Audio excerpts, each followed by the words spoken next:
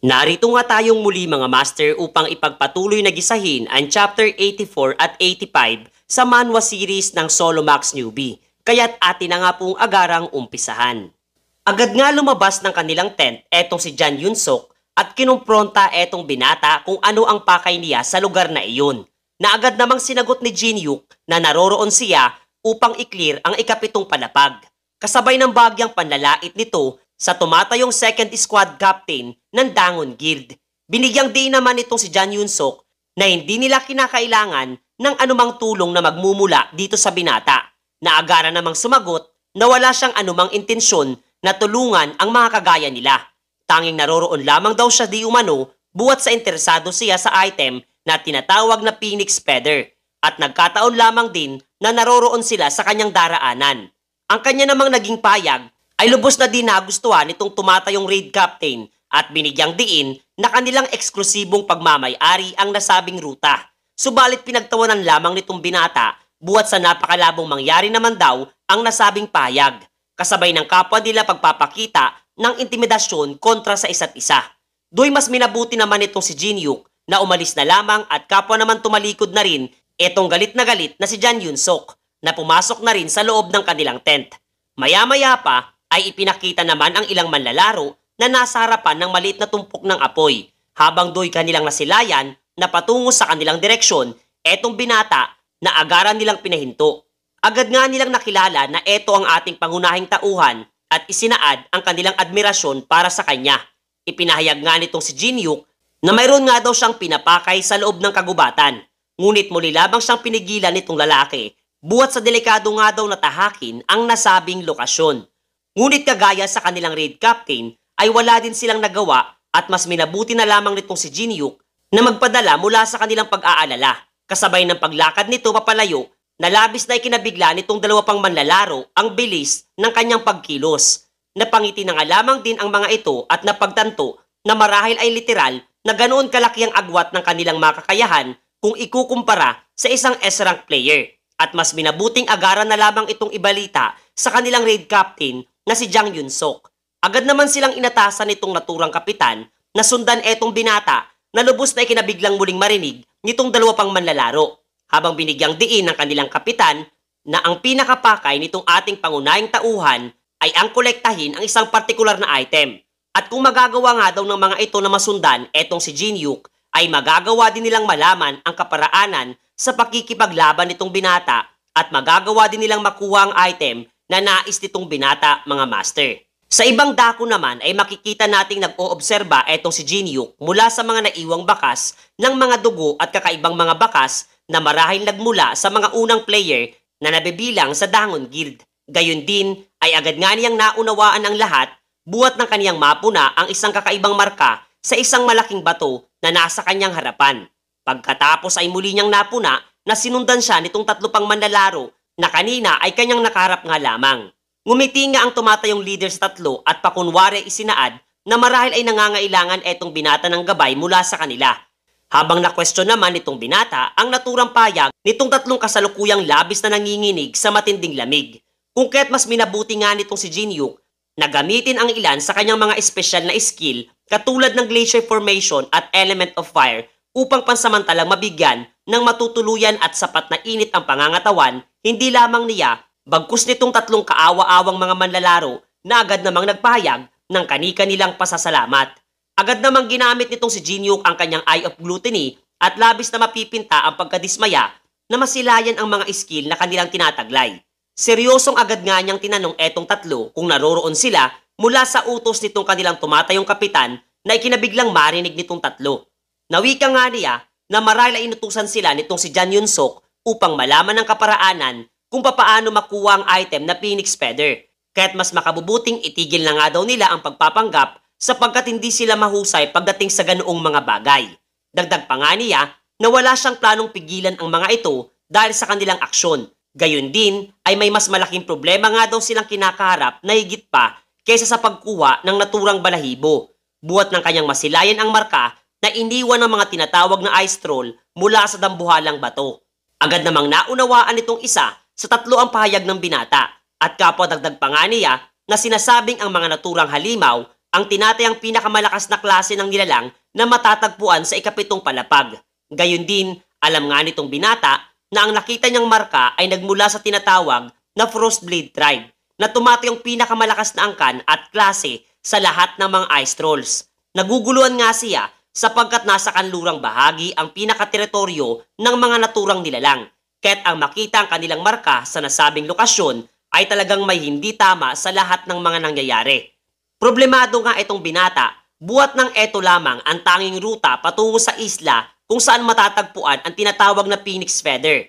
Hindi niya maunawaan kung bakit ang mga nasabing nilalang na may angking resistance kontra sa lamig ay mangangailangan pa ng nasabing item. Hanggang sa maya-maya ay nakadama siya ng kakaibang presensya mula sa labas ng kanilang lokasyon.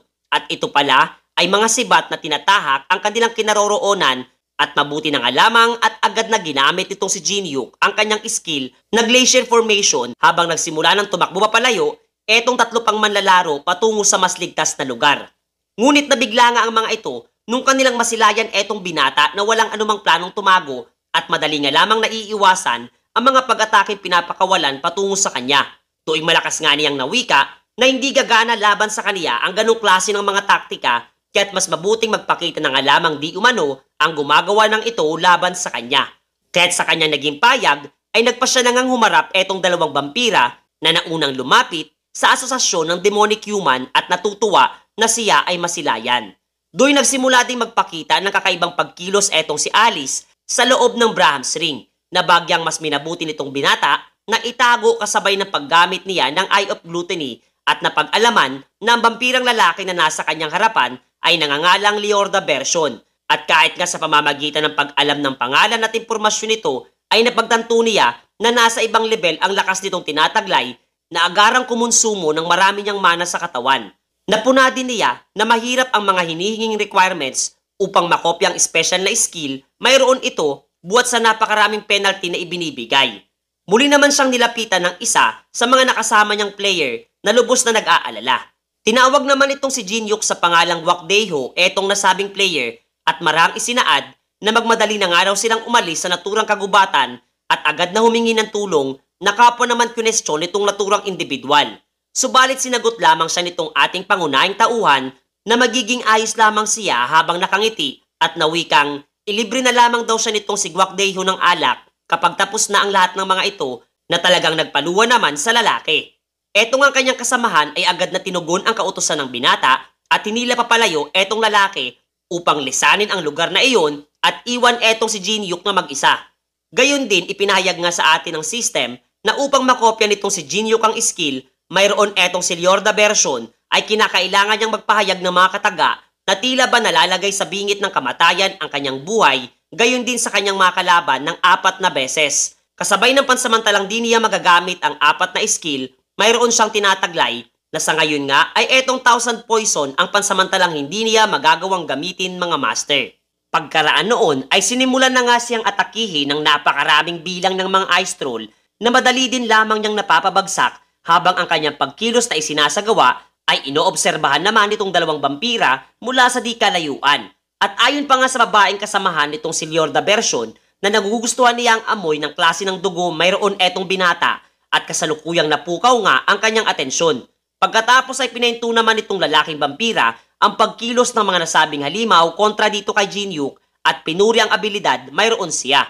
Nagpakilala nga siya bilang si Liorda version at Ophelia na kapwa nga nauugnay sa mga Decasus. Agad namang natanong nitong binata kung sila ang may gawa sa mga insidenteng kinasasangkutan ng mga ice troll at pangingidnap ng mga tao. Nabagyang nagpangiti dito kay Ophelia sapagkat wala sa bokabularyo nitong si Jinyuk ang magpaligoy-ligoy pa. Sinang-ayunan nga niya ang naging pahayag nitong ating pangunahing tauhan at isinaad na kapwa masasabi niya di umanong isa itong klase ng patibong para sa sino mang makakapuna ng pagbabago at kakaibang pangyayari sa ikapitong padapag.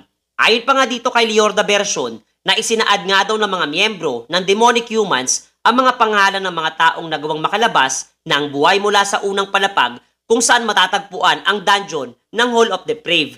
Etong araw ay ang mga manalarong nangangalang Teresa, etong si Anon, si Chun Yusong at ang nagsilbing porter na lihim palang isang mahusay na manalaro, si Kang Jinyuk. Nakatitiyak nga raw sila na isa sa kanila ang tumulong kay Alice Bon Atarasya na makatakas mula sa unang palapag at nagkataon din di umano na etong ating pangunahing tauhan ang unang tumapak patungo sa loob ng lugar na iyon. Pagmamayabang pa nga ng naturang vampira na huwag na nga raw umasa pa etong si Jinyuk na matagumpay na makahingi ng tulong ang mga pinatakas ng manlalaro sapagkat wala na silang magagawang paraan upang humingi ng tulong mula sa labas ng kagubatan. Buhat ng kasalukuyan nga raw ay idinidispatcha na ng mga miyembro ng Demonic Human ang iba pang mga player na nasa loob ng ikapitong palapag. Muli nga nagtanong etong si Ophelia para kay Jinyuk kung nasaan nga raw sa kasalukuyan etong si Alice na pakunwari namang nagmaang-maangan sa kanyang narinig. Muli namang natawa na lamang etong mga vampira habang etong si Liorda version ay naganda na rin upang kumprontahin etong binata mga master. Ipinamalas nga nitong lalaking vampira ang kanyang angking bilis na tinataglay at ginamit ang skill na Dark Fighting Spirit na naglabas ng napakaraming bilang ng mga talim patungo sa direksyon nitong si Jinyuk. Ngunit ang mga ito ay madali lamang nadepensahan nitong binata samantalang muli namang isinaad nitong si Ophelia na huwag nga daw kakalimutan nitong si Version na dapat nilang hulihin ng buhay etong ating pangunahing tauhan. Tinago naman siya nito na alam nga daw niya ang bagay na iyon, subalit higit nga daw sa ekspektasyon na mayroon siya ang klase ng kakayahan, mayroon etong binata na kanyang kinakaharap. Pagkatapos ay ginamit nga niyang skill na Blood Jade na naglagay ng harang o piring sa mga mata nitong si Jinyuk na tatagal sa loob ng 30 segundo. Gayun din, muling gumamit pa siya ng skill na tinatawag na Blood Thorn. Ngunit napangiti naman etong binata at madali lamang winasak ang lahat ng mga iyon gamit ang kanyang skill na Element of Fire. Nabigla naman sa kanyang nasaksihan etong si Ophelia sapagkat kakaibang araw ang lakas nito para sa isang normal na tao at napapaisip kung siya talaga ang tumulong sa vampirang si Alice. Kapapinuri nga din siya nitong si Liorda version buhat sa angking kakayahan mayroon siya para sa isang na-corner na daga na pinagtawanan lamang nitong binata na marinig at ayon pa nga sa kanya na inaasahan na niyang mangyayari ang ganitong mga senaryo at ang kanilang pagdating. Nabigla naman etong lalaking vampira sa payag na kanyang narinig habang inilipat naman ang eksena sa grupo ng mga Demonic Human kung saan isa sa mga ito si Melina. Nakapos na naglahad ng naturang pagkilos para sa binata samantalang ang grupo naman ng mga manlalaro nagmula sa Dangon Guild na pinamumunuan ni Jan Yunsok ay literal na bigla sa pagsalakay ng kanilang hukbo. Subalit sa mga sandaling nagkakagulo na ang lahat ng mga manlalaro ay may dumating namang iba pang mga individual. At iyon nga ay sina Teresa na agarang ginamit ang kanyang skill na Sacred Blessings na nagkakaloob sa kanyang mga kasamahan ng karagdagang 20% ng lakas sa kanilang kapangyarihan. Hindi nga makapaniwala etong si Jan Yunsok na naroroon etong Saintess na si Teresa, gayon din sina Lee Taimin at Yo Yunhwa. Hindi naman nabahala ang grupo ng mga Demonic Human at ninais pa ring paslangin silang lahat.